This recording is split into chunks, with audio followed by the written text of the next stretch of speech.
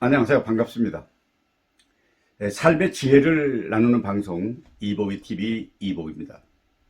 오늘은 방송 주제를 부부싸움은 하되 이혼은 하지 말자, 이혼은 하지 마라, 이런 주제로 영상을 만들겠습니다. 부부간은요 결국 참고 사는 것이 정답입니다. 이 부부라는 게 뭘까요? 부부는 한마디로 말하면 서로 다른 두 사람이 만나가지고 서로 다름을 존중하고 조화를 이루는 과정이 부부싸움입니다. 이게 이중섭 화백이 그린 1953년 그린 부부라는 그림인데 너무 멋지게 그렸습니다. 그렇다면은 부부관계 유지는 어떻게 할 거냐? 유지는 사랑만으로 이루어지는 어렵습니다. 그럼 어떻게 할 거냐? 어떤 관계보다도 부부관계는 상호 노력이 필요하다는 겁니다. 부단한 노력을 해야 됩니다. 이래야 이루어지는지, 이게 안 하면, 노력을 하지 않으면 그냥 부부관계가 원만하긴 어렵다는 걸 말씀드리면서, 결혼은 미친 짓이다, 이런 옛날에 영화도 있었습니다. 미친 것이냐 아니냐는 여러분 자기 생각이 나름입니다. 그래도 결혼은 이혼을 하지 말아라 하는 걸 말씀드립니다. 이혼해서 한편에 그런 사람 많이 봤습니다. 제가 이 시간에는 뭐냐면 부부가 화원하는 이유가 있습니다. 왜 그러냐면은 한국은 젊어서는요 유교 사상이 지배하기 때문에, 우리 또래는 그렇습니다. 사상의 뿌리는 유교 사상입니다. 거기는 남존 여비 사상이 있습니다. 그래서 남자는 바람을 피워도 어느 정도 용인이 되고 여자는 바람 피우면 안 된다, 이러는 얘기입니다. 그러면 남자가 남자끼리 바람 피울 것도 아닌데 남존 여비 사상이 있는 거죠. 그 다음에 여자에게는 칠거지약이라는 걸 만들어가지고 있었대. 이 7가지 칠거지약 중에 하나가 투기입니다. 투기. 남자가 어떤 일을 투기하게 되면 그 칠거지약이다 이렇게 되기 때문에 여자에겐 발언권이 없습니다. 그래서 여자를 시집가게 되면 그런 얘기를 많이 들었습니다. 가면 그 집에 귀신이 되라. 그러기 위해서는 귀머거리 3년, 장님 3년, 벙어리 3년, 9년간을 그렇게 참으라는 겁니다. 그래서 주도권이 남자에게 있습니다. 그 숨기고 산 세월, 그때 여자들은 당하고 나면 뭐라고 말하느냐? 늘 그렇게 말합니다. 내중에 늙어서 보자, 늙어서. 왜 늙어보느냐? 늙어서 보자는 이유는요, 이모작이 되면은 아내가 발언권이 더 세집니다. 경제권, 가계 주도권도 아내가 갖습니다. 그렇기 때문에 이걸 인식하지 못하면 부부싸움을 하게 되는 거죠. 이걸 인식하게 되면, 근데 부부싸움은요, 서로 대화의 장으로 봐야지, 부부싸움을. 어떤 투쟁이라는 게 아니라 보면 안 됩니다. 그래서 대화하는 겁니다. 싸움할 때 내용 보면 되겠지 않습니까? 뭐 여자가 화가 나면 이제 아내 쪽에서 당신 나한테 뭐 옷 한 번 제대로 해줬어? 아니면 위에 칼질을 한 번 시켜줬어? 극장 교원 시켜줬어? 여행을 시켜줬어? 세계 여행을 시켜봤어? 자기의 평소에 있는 얘기를 토해내는 겁니다. 그럼 남자는 변명하는 거죠. 왜 안 했어? 그때 외국도 갔다 왔잖아. 옷 내가 사줬잖아. 이게 대화라는 거라고 생각하면 부부싸움은 되게, 한국 부부싸움은 좋은 의미로 그렇게 대할 것이 있습니다. 그렇다면은 싸움을 안 하는 사람은 참 대단한 사람입니다. 나는 가끔 TV 같은 데 나와가지고 부부가 이렇게 나와서 우리는 싸움을 안 합니다. 뭐 할 일이 뭐 있습니까? 이렇게 말하면 굉장히 난 좀 유선자같이 보이기도 하고, 그럴 리가 있나 이렇게 생각됩니다. 그런데 있습니다. 그러나 살다 보면 욱하지요. 욱합니다. 욱하는 싸움이 되는 거죠. 그런데 이 성경에는 되게 일반 사람이 지키기 어려운 얘기를 많이 해놓는데, 제가 좋아하는 성경 구절이 하나 있습니다. 그게 뭐냐면, 노하기를 더디하는 자는 용사보다 낫고 자기의 마음을 다스리는 자는 성을 빼앗는 것보다 나으리라. 잠언에 있는 얘기입니다. 화가 나면 참는 것이 더 위대하다는 거죠. 자기 어렵기 때문에 이런 얘기를 하는 겁니다. 그렇다면 경북 성주에 가면 백인당 마을이 따릅니다. 100번 참으면 뭐든지 해야 된다, 이게 참으라는 교훈입니다. 근데 왜 싸움이 되느냐? 이런 말이 위험한 겁니다. 욱하게 됩니다. 비난하는 거죠. 자기 혼자 잘하지를 한다니까? 당신 제대로 하는 게 뭐 있어? 나한테 전혀 문제가 없어. 당신이랑 무슨 말을 하겠어. 이런 말은 소위 염장을 이루는 말이기 때문에 이런 말은 해서는 위험하다는 말씀을 드릴 수 있습니다. 그렇다면은 싸움하고 나서 일단 화해를 해야 될 거 아닙니까? 누가 먼저 사과를 해야 되느냐 이런 겁니다. 근데 우리 아내 얘기를 들으니까 아내 동창회 가면 되게 그런데요. 싸움하고 나면 아내가 먼저 풀어주는 사람도 있고 남편이 풀어주는 사람도 있대요. 근데 왜 그런지 모르겠다 그러더라고요. 근데 저는 나름 생각했습니다. 부부싸움을 나면 누가 내중에 화해를 하느냐, 먼저 화낸 사람이 사과를 먼저 해야 됩니다. 왜냐하면 우리가 3번 차우면은 살인도 면한다 그러잖아요.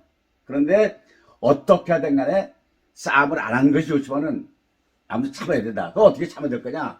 분노를 요지는 말이 있습니다. 이렇게 화가 나는 일은 뭐냐면 이런 말이 참 위험한 거죠. 당신이 어떻게 나한테 그럴 수 있어? 아니면 뭐라고? 말 다 했어? 아니면 당신 요즘 왜 그래? 내가 우스워 보여? 이런 것이 소위 말하면 나타나는 현상입니다. 그럴 때 화가 나면 화를 내야죠. 수시로 화날 일이 생깁니다. 왜냐하면 살다 보니까 가족의 문제 때문에도 그렇고 자식 문제도 그렇고 친구 간의 문제 또 직장일 화가 나는 일이 있죠. 화가 난다고 짜증난다고 확 토해버리고 나면 상처가 남습니다. 그래서 뭐냐, 안중근 의사의 유목 가운데 좋은 구절이 많이 있는데 그 중에 하나가 이런 게 있더라고요. 백인당중 유태화다.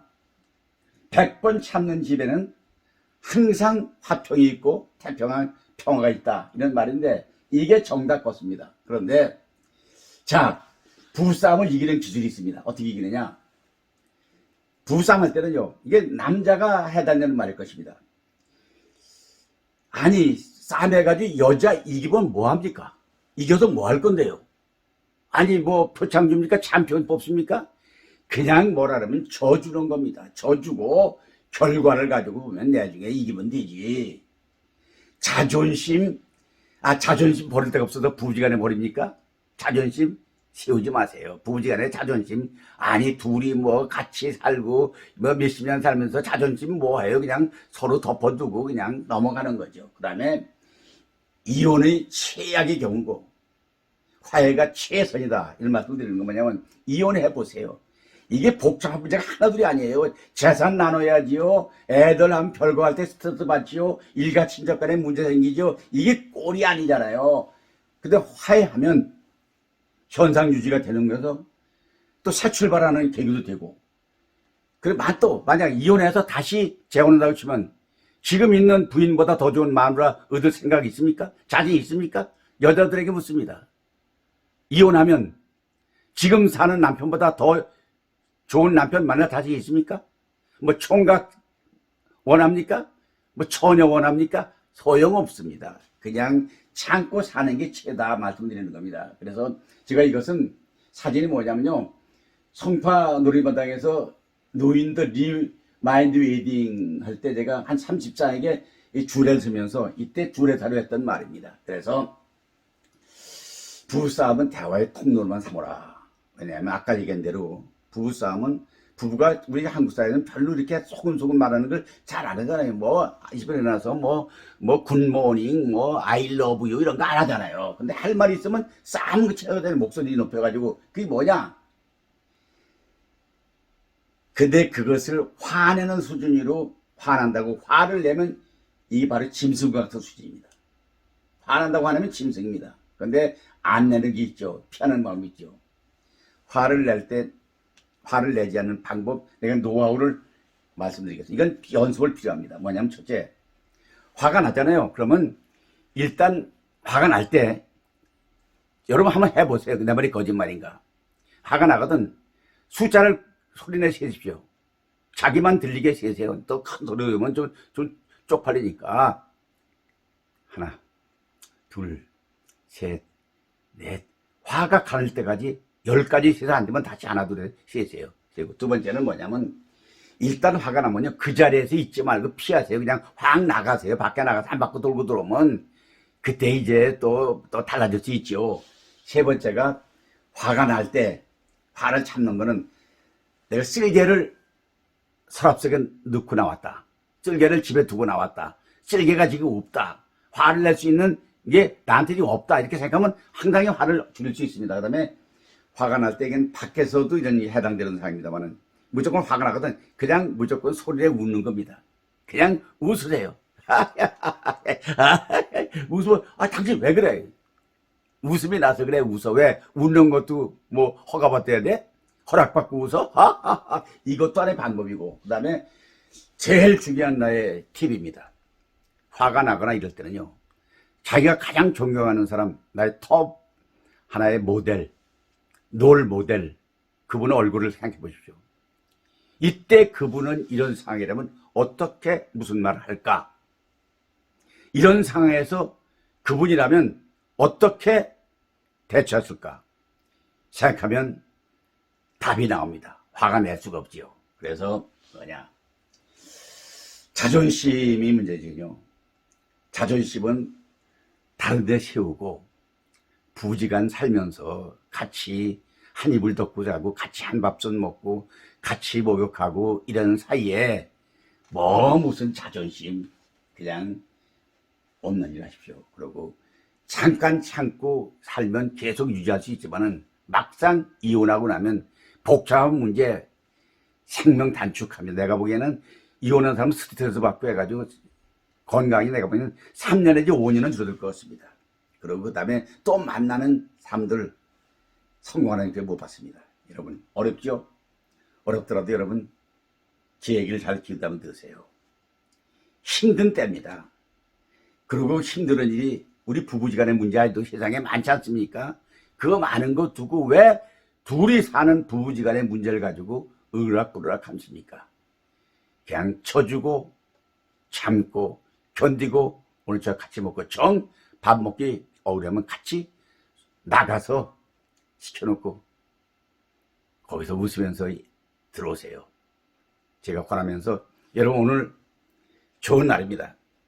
함께 파이팅 합시다. 파이팅! 파이팅! 파이팅!